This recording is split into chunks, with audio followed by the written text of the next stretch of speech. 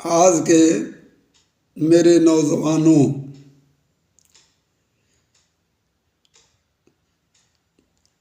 तुम लोगों से मेरा खास एलानिया है कहना कि तुम लोग आज अपना पड़ोसी देश बांग्लादेश और पाकिस्तान को जान रहे हो, मगर इससे आज़ादी से पूर्व जो है यह भारत ही था। और आज़ादी की लड़ाई में पूरे देश मिल के लड़ा और अंग्रेज़ों के चाल से जो है भारत दो भागों में विभक्त हो गया। उसमें खास जिम्मेदार पंडित जवाहरलाल नेहरू और मिस्टर मोहम्मद अली जिन्ना के चलते अखंड भारत का खंडन हो गया, जिसमें भारत और पाकिस्तान नाम का दो देश बना और उसमें पाकिस्तान को दो हिस्सों में स्थान मिला।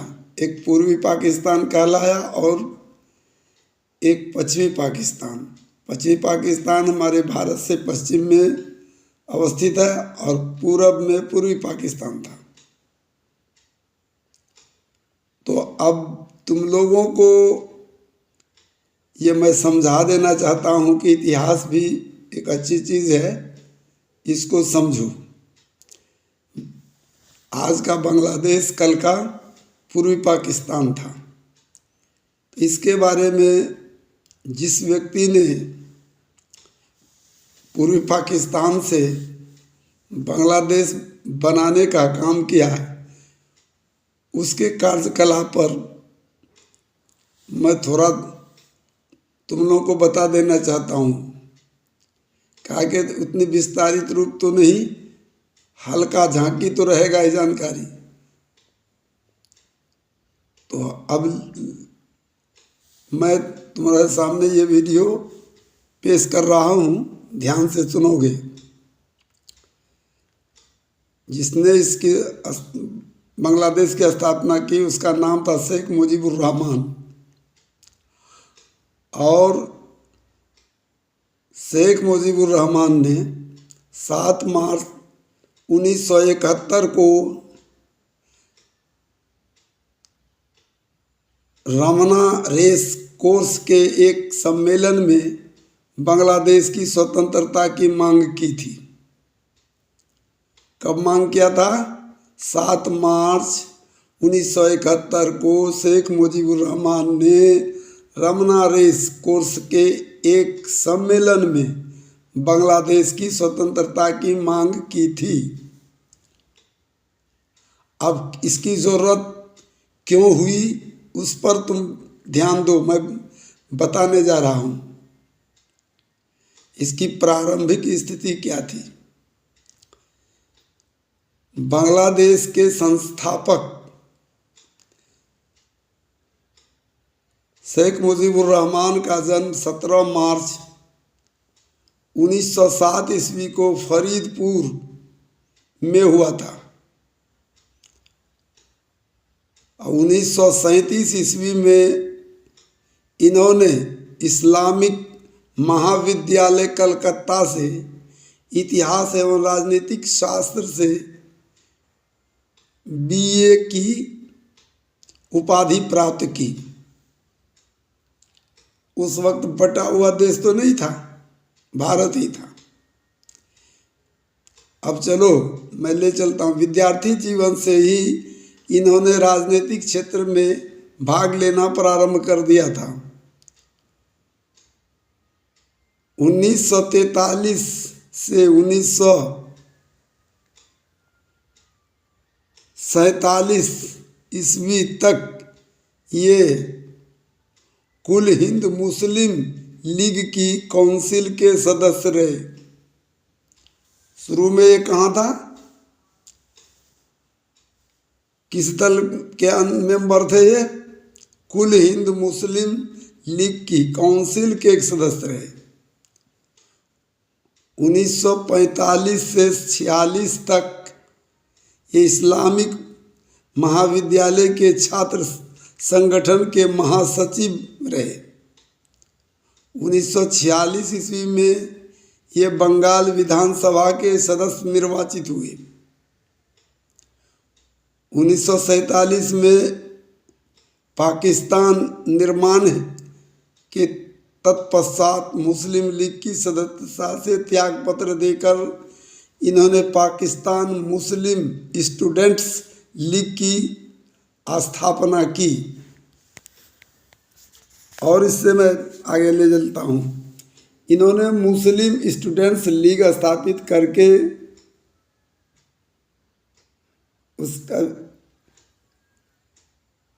उर्दू का विरोध किया। चूँकि उर्दू जो है पश्चिमी पाकिस्तान में चल सकती थी, भारत में चल सकता था, मगर बंगला भाषी क्षेत्र में उर्दू को लाद दिया गया था। इसका विरोध शेख मुजीबुर रहमान ने किया।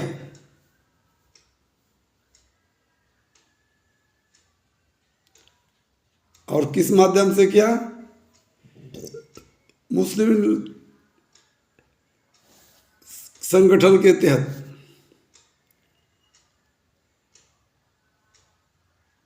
उर्दू का विरोध इस बात को प्रकट करती है कि शेख मुजीबुर रहमान प्रारंभ से मुस्लिम राष्ट्रीयता के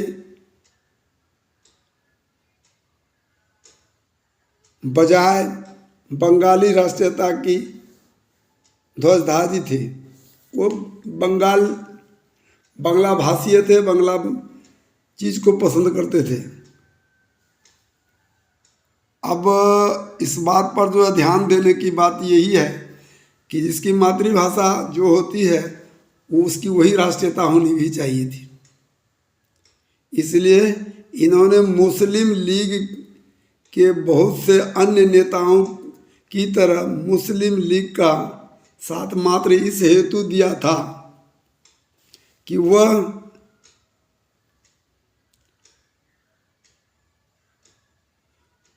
उस राय का लोकप्रिय आंदोलन था। उस समय का उसने क्यों किया था कि उस समय का लोकप्रिय आंदोलन था। मुस्लिम लीग का उस समय लोकप्रिय आंदोलन था। देश की आज़ादी में भाग लेना ही था। अब वो आंदोलन मुस्लिम लीग के आंदोलन जो चल रहा था तो उसमें वो सम्मिलित रहा था।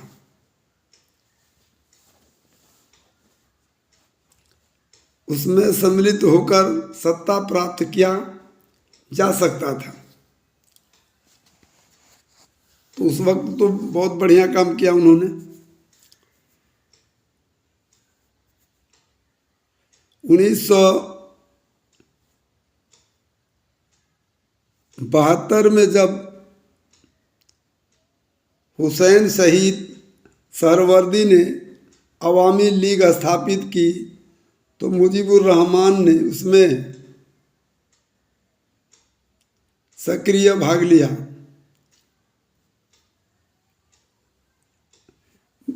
मैं गलत बोला चला गया। 1972 नहीं बल्कि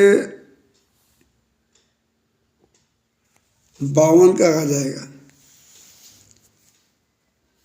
1953 में ये अवामी लीग के महासचिव हो गए। और 1954 में आम निर्वाचन में ये जगतू फ्रंट के प्रत्याशी के रूप में पूर्वी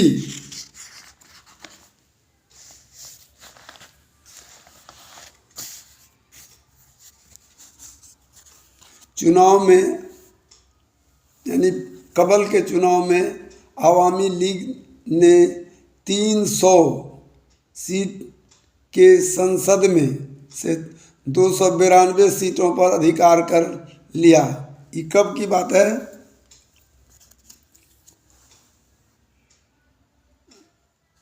चुनाव में शेख मुजीबुर रहमान ने उन सभी संगठनों को अवैध घोषित कर दिया, जिन्होंने पाकिस्तान के पक्ष में काम किया था। बांग्लादेश भारत संधि।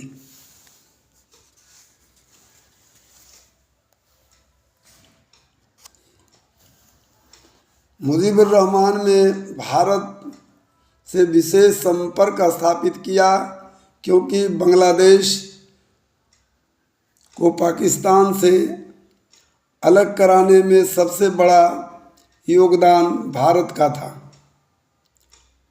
1973 ईस्वी में शेख मुजीबुर रहमान ने भारत के साथ मित्रता की संधि की। इस मित्रता के कारण भारत को बांग्लादेश से विशेष सुविधाएं प्राप्ति हुई तथा बांग्लादेशी वाणिज्य भारत पर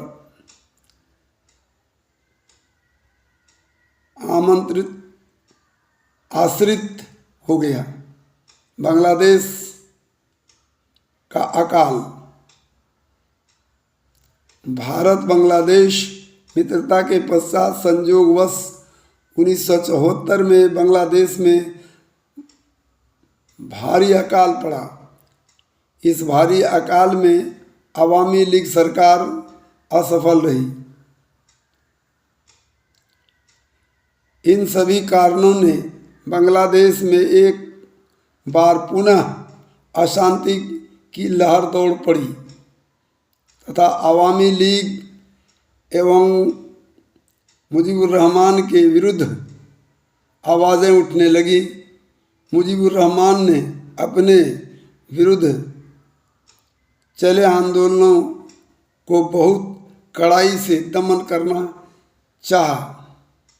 इसलिए दिसंबर 1974 को बांग्लादेश में आपातकाल की घोषणा कर दी। राष्ट्र में संवैधानिक व्यक्तिगत अधिकार समाप्त कर दिया गया। उसने आपातकाल के संदर्भ में संविधान में कई प्रकार के संशोधन कर डाले तथा राष्ट्र में राष्ट्रपति शासन लागू कर दिया। जनवरी 1975 में मुजीबुर रहमान स्वयं राष्ट्रपति हो गए और मंसूर अली को प्रधानमंत्री बना दिया। मुजीबुर रहमान ने संविधान के इन संशोधनों के द्वारा राष्ट्र का संपूर्ण अधिकार स्वयं प्राप्त कर लिए। बंगाली जो प्रजातांत्रिक विचारधारा के थे, इस प्रकार के तानाशाही शासन से क्षुब्ध हो उठे तथा सैनिकों ने विद्रोह करके 15 अगस्त 1975 को मुजीबुर रहमान को सपरिवार हत्या कर दी। शेख मुजीबुर रहमान की मात्र 2 पुत्रियां शेख हसीना और शेख रेहाना जीवित रहीं, जो उस समय शिक्षा प्राप्त करने हेतु पश्चिम जर्मनी में थी। इनकी बड़ी लड़की शेख हसीना वाजिद राष्ट्रपति जियाउर रहमान की हत्या के बाद बांग्लादेश की प्रधानमंत्री हुई। बांग्लादेश में अब तक मुजीबुर रहमान की बेटी शेख हसीना वाजिद तथा जियाउर रहमान की बेटी खालिदा जिया ही प्रधानमंत्री पद पर विराजमान होती आ रही हैं। ये था बांग्लादेश की बुनियादी चीज़। तो ये बांग्लादेश हमारे भारत का ही अंश था। इसे ध्यान में रखेंगे तो बहुत अच्छा रहेगा।